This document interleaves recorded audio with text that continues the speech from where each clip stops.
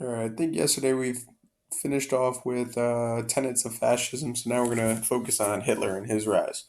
So first off, just to talk about the dire straits that Germany was in after World War I, just to take a look at their currency situation, they didn't have inflation; they had hyperinflation. As you can tell from 1914, it only cost about 4.2 Deutschmarks to equal $1.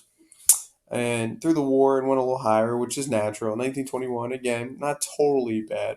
But then a couple years afterwards, you can see it just gets out of hand.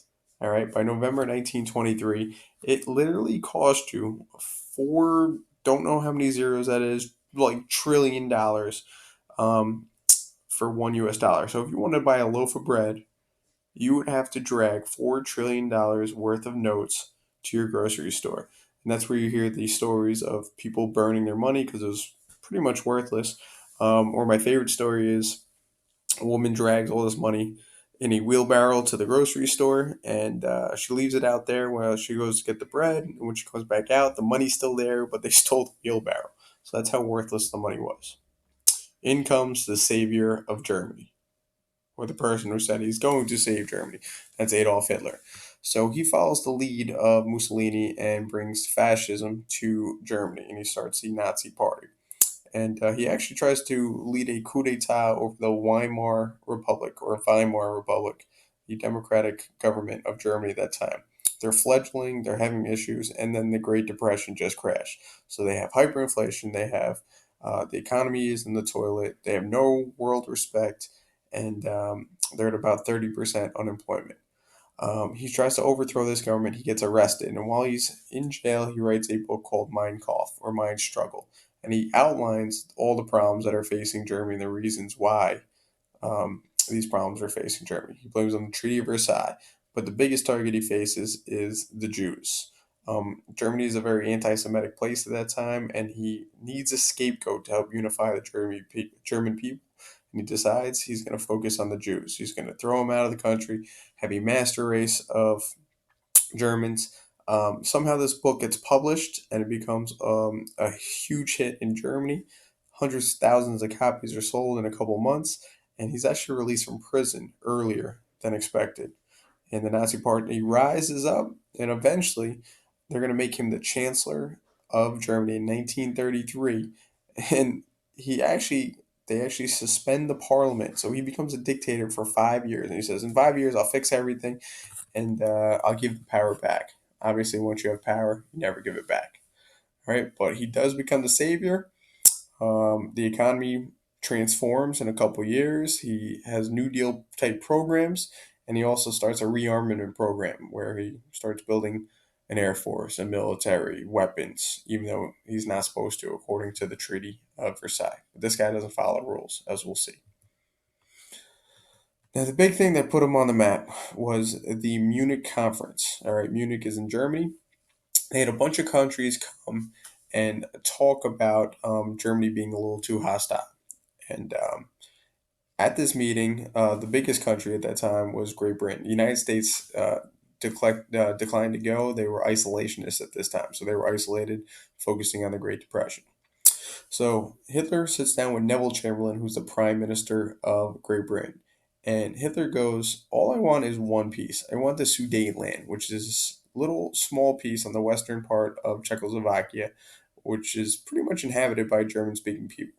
Hitler goes, "If I can have this piece of land, I won't give you any more issues. I'll be done. There'll be no more hostility." And Neville Chamberlain, not wanting to have any war or any more conflicts like in World War I, decides he's going to follow the policy of appeasement, which is to pretty much give up something to get peace in return. So let's go to the map real quick. So this is Germany right here. Sudetenland is this little section right here, this little eastern part of Czechoslovakia, which used to belong to Germany before World War I, but was taken according to the Treaty of Versailles.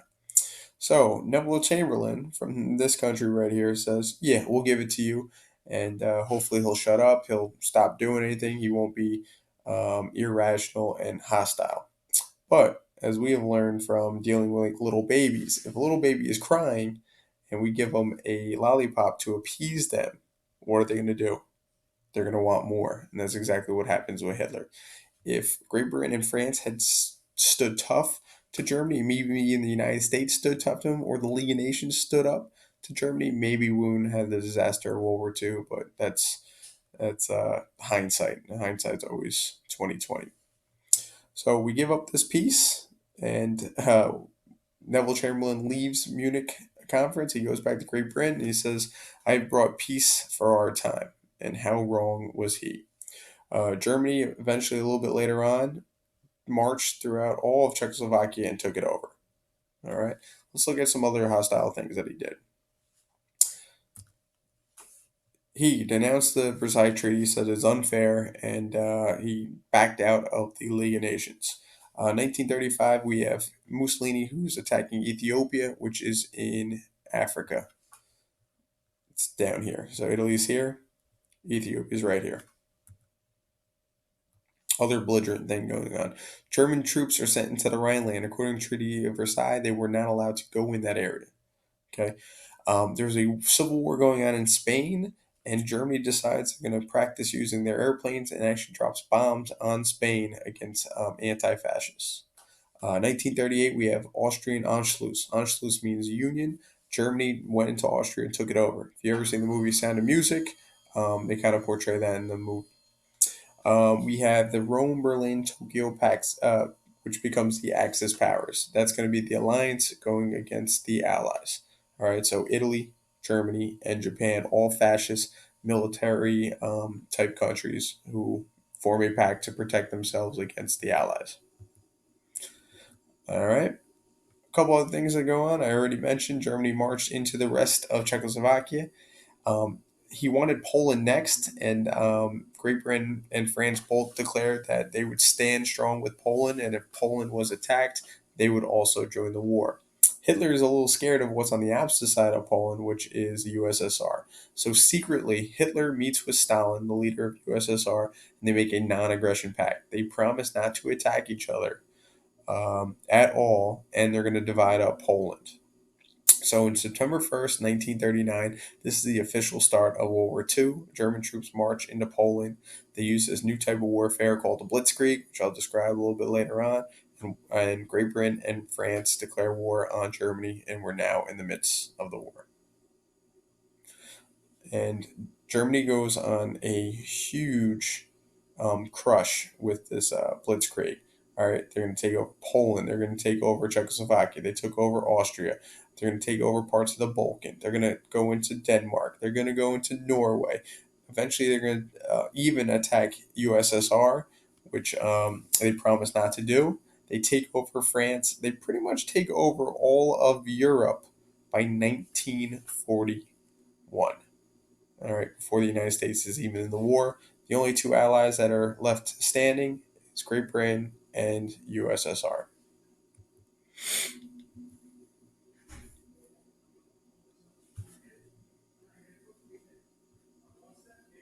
And I believe I'm going to finish there today.